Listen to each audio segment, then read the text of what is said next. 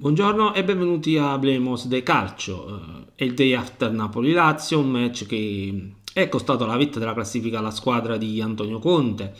Sono già tre le sconfitte per i partenopei che a questo punto della stagione non sono poche se si vuole lottare per il titolo, anche se ad oggi l'Atalanta sta dimostrando il contrario.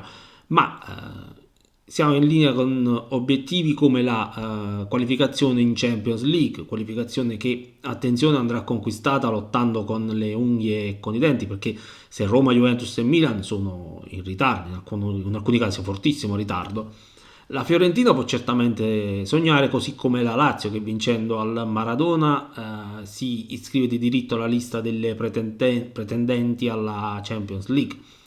Lo avevo detto in tempi non sospetti di seguire Baroni con grande attenzione, e adesso il tecnico sta raccogliendo quanto seminato fino ad oggi. Parliamo di Napoli-Lazio tra un istante, ma prima il consueto invito ad iscrivervi al canale YouTube, TikTok, X, eccetera. Ho ascoltato dei commenti sin troppo negativi sulla partita. Io non butterei nella spazzatura l'intera prestazione del Napoli, che a mio avviso ha giocato un buon primo tempo, certamente alla pari della Lazio. L'out destra ha funzionato bene. Non posso dire lo stesso di quello sinistro, dove è venuto meno il Napoli negli ultimi 30 metri. In questa zona del campo la Lazio era ben organizzata, faceva densità. Purtroppo non ho visto movimenti senza palla degni di essere definiti tali. Lukaku è fin troppo facile da marcare. Se un tempo la forza fisica era una delle frecce al suo arco, oggi mi sembra che manchi anche quella. Lukaku non dà profondità alla squadra. Ora, nell'idea di Conte, probabilmente il belga dovrebbe fare da sponda per gli inserimenti dei centrocampisti, McTominay in primis.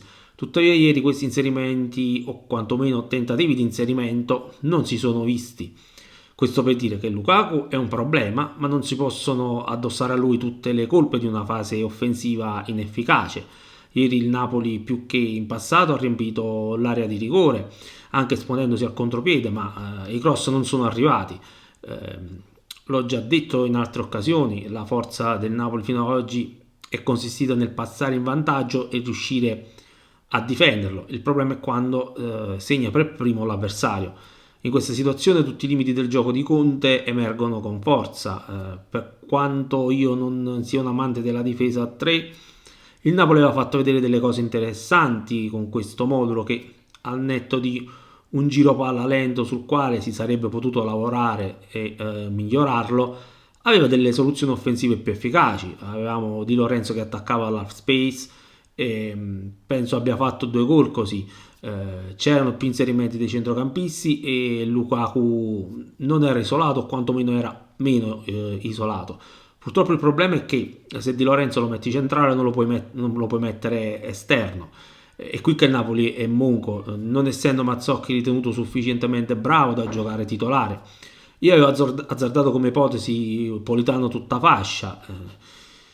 Mi era piaciuta anche quella linea a 4 dei centrocampisti che si alzavano, come si è visto mi pare soprattutto nella partita con il Bologna.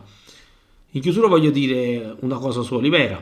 Probabilmente in occasione del gol di Saxen avrebbe potuto fare di più, anzi sicuramente, perché doveva coprire l'interno del campo, ma a parte questo ha fatto una buona partita. In particolare in passato lo avevo criticato perché a mio avviso non aveva la concezione dello spazio dietro di sé e spesso andava a pressare lasciando una prateria alle sue spalle quando forse era opportuno difendere il suddetto spazio. Da un paio di partite a questa parte vedo che non sta più facendo così, e credo che in ciò sia stato aiutato dal ruolo di difensore centrale che sta facendo in nazionale. Sono convinto che vedremo Olivera giocare sempre meglio. Non mi resta che salutarvi e chiedervi nuovamente l'iscrizione al canale. Ciao e alla prossima.